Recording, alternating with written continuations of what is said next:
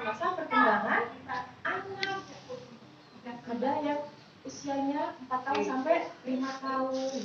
Ini terkait dengan apa yang harus kita berikan ke anak-anak kita di usia-usia tersebut. Jadi berbeda anak 4 tahun dengan anak 1 tahun. Kira-kira sama nggak yang harus kita berikan? Beda ya Bu ya? Beda. Nah, karena apa? Karena anak-anak itu memiliki yang namanya masa-masa krisis. Masa-masa kritis. Maksudnya adalah ketika pada usia itu, ketika dia tidak mendapatkan stimulasi yang sesuai dengan usianya, bisa menimbulkan hal-hal yang tidak diinginkan. Nah, PAUD itu adalah pendidikan anak usia ini. Ada lagi TK. Anak-anak kita itu ada teori yang mengatakan teori tabula rasa. Semua anak itu lahirnya dalam agama kita mengatakan seperti itu. Dia mau menjadi Yahudi, dia mau menjadi apa itu tergantung apa yang kita berikan. Jadi semua anak. Nah, terus kenapa tadi saya sampaikan bahwa pendidikan tadi sudah Ibu udah paham sesuai dengan perkembangannya? Karena apa Bu? Kalau tidak kita berikan sesuai dengan usianya. Karena tadi ada masa-masa apa tadi yang saya sebutkan tadi Bu?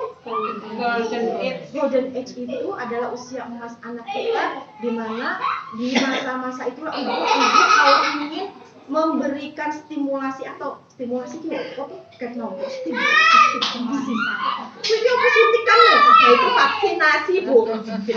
Stimulasi adalah rangsangan apa yang ibu berikan ke anak kita.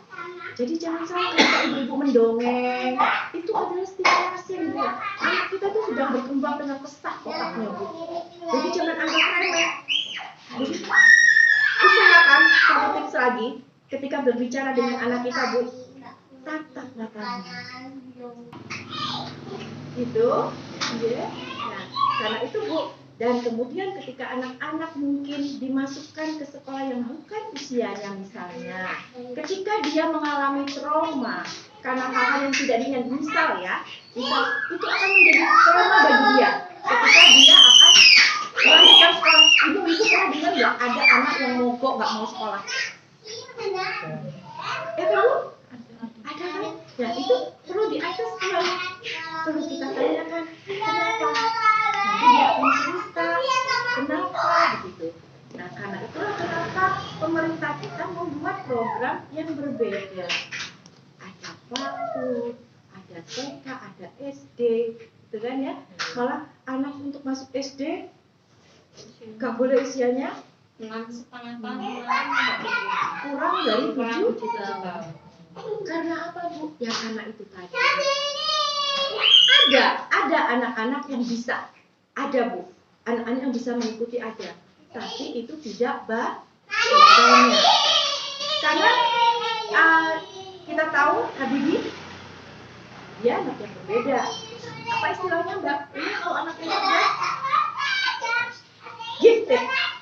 Nah, jadi anak-anak yang terlahir cerdas itu memang ada, yang IQ-nya 140 ke atas.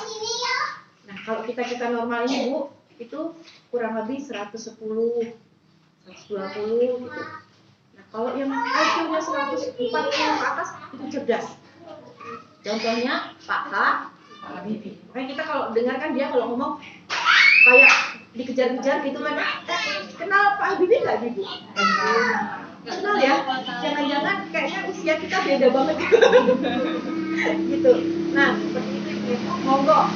Karena ini memiliki anak-anak yang sedang dalam usia golden age, usia emas, beri stimulasi yang sesuai dengan usianya. Jangan dikasih kali-kali Bu.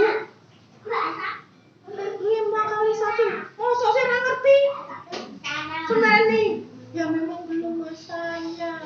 Dia baru mengenal angka satu yang gimana aja belum tahu, dia belum tahu. Nah nanti biji piye dong? Anakku kurang ngerti, kali-kali lah ngerti tambah. Ya karena memang belum saatnya. Selamat Bapak Ibu semuanya menyekolahkan di PAUD sesuai dengan usianya. Insya Allah nanti Bu Wiji, beliau ini sudah ikut berbagai pelatihan untuk kurikulum PAUD khususnya pendidikan anak usia dini. Nah nanti dan kami juga dari anak-anak psikologi, mungkin kalau ada yang perlu dibutuhkan untuk di sini sharing seperti ini, ngobrol kayak gini, seru nggak sih Bu? Seru. Ya. Perlu nggak kira-kira Bu? Ya perlu. Atau mungkin ada yang pertanyaan satu aja boleh? Aku tuh paling gimana ya? Yang salah ya, usil gitu loh orangnya tuh. Jadi aktif tuh. Jadi saya tuh nggak usil loh. Aktifnya itu loh gimana Bu caranya? Jadi saya pengen gitu loh. Emang dia tuh pintar bukan capek kayak gitu. Ini loh. Ini yang ini. Tapi kok luar biasa gitu loh Bu. Jadi kalau dibilang dia nurut tapi nanti mas kayak gitu. Iya. Nah, itulah saya minta pendapat itu gimana cara anak biar jadi anak yang solehah. Iya. Tapi kalau kadang ngomong gitu, wah, ya. Oke ya Ibu. Tadi kita sudah terima kasih dengan Ibu Dua Jiem. Ya terima kasih. Ini pertanyaan itu untuk kita semua juga ya Ibu ya. Tadi sudah sempat kita sharing bahwa perkembangan anak itu dipengaruhi oleh internal dan eksternal. Nah, ada anak-anak kita yang itu belajarnya nggak cuma di rumah. Anak kita itu sangat, tadi kita sampaikan golden age ya, sangat cepat sekali perkembangan otaknya. Satu yang sangat berpengaruh adalah proses imitasi atau meniru. Nah, karena itu kenapa kita perlu memberikan lingkungan yang baik ke anak-anak kita. Bisa jadi nih di rumah pastor pakai promo, pakai bahasa halus misalnya ya. Tiba-tiba ketika sudah main keluar, pulang bawa kata-kata aneh misalnya. Iya kan? Kelaan di luar gitu, kita nggak tahu gitu. Nah, ini membuktikan bahwa anak-anak kita itu juga proses menirunya sangat cepat. Apalagi sekarang ada apa? Ya, Ada HP, ya kan? Anak-anak usia dini ini banyak sekali yang sudah pegang HP. Itu proses menirunya dia sangat cepat, Bu.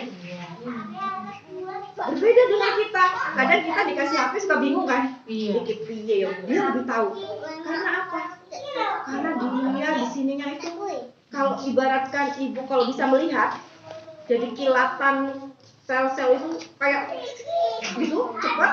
Nah, kalau kita alon-alon Bu, gini. Loading is way, ya. Anak itu cepat. Nah, ketika anak aktif itu juga harus diasesmen dulu Bu.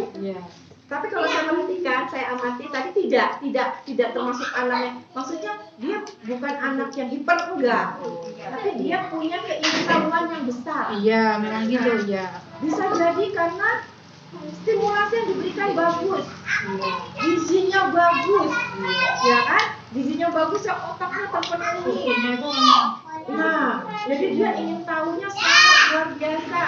Bagaimana caranya? Tadi kata Bu Ajiem. Kalau kita punya anak-anak yang seperti itu cerdas, kalau menurut saya cerdas ya, harus kita ladeni Bu. Jadi kalau dia bertanya jangan, wah kita takut wae. Capek lah ngandani, jangan Bu. Dikasih jawaban yang bisa dia terima. Masya Allah tuh. Nah ini pasti hasil didikan lingkungannya. Ibunya buka jeruk, dia ambil tempat sampah. Karena apa? Karena ada proses meniru di situ. Meniru siapa? Meniru lingkungannya. Bu, jangan tempat sampah. Ya udah tak dekatin sini ya, langsung jadi kebiasaan. Nah, itu ya Bu ya. Bersyukur kita punya anak-anak yang cerdas. Bersyukur kita punya anak-anak yang sehat. Amin. Oke Bu, ini kita syukuri. Banyak loh Bu di luar sana anak-anak namanya ABK, berkebutuhan khusus. Jadi kita memiliki anak-anak yang cantik-cantik seperti ini, anak ini. Alhamdulillah. Nah, itu perlu kita syukuri dengan memberikan stimulasi yang maksimal. berikan stimulasi yang maksimal. Internalnya konsumsi yang baik. Jangan kelip-kelip, Bu. Nah, gak boleh makan ini. Ini tuh banyak durinya. Oh, ibu lesung. Ada nggak? Enggak ya? Bukan di sini, di luar misalnya. Enggak, anak-anak kita sedang butuhnya itu. Jadi asupan yang baik dan kemudian stimulasi dari luar. Tadi perhatikan tontonannya. Hanya ya, TV, misalnya gitu. Gadgetnya yang dia lihat apa? Ya kan? Ibu-ibu kalau kasih dia gadget TikTok, lebih jago dari ibunya dia TikTokan. Iya kan? Nah, beri dia. Sekarang juga banyak. Kita tidak bisa menolak teknologi. Mau tidak mau, semua sekarang harus kita terima kan? Tapi kita harus menerima juga konsekuensinya. Tapi ibu harus cerdas. Manfaatkan teknologi itu untuk memilah-milah apa yang harus dia lihat. Anak saya anak istimewa.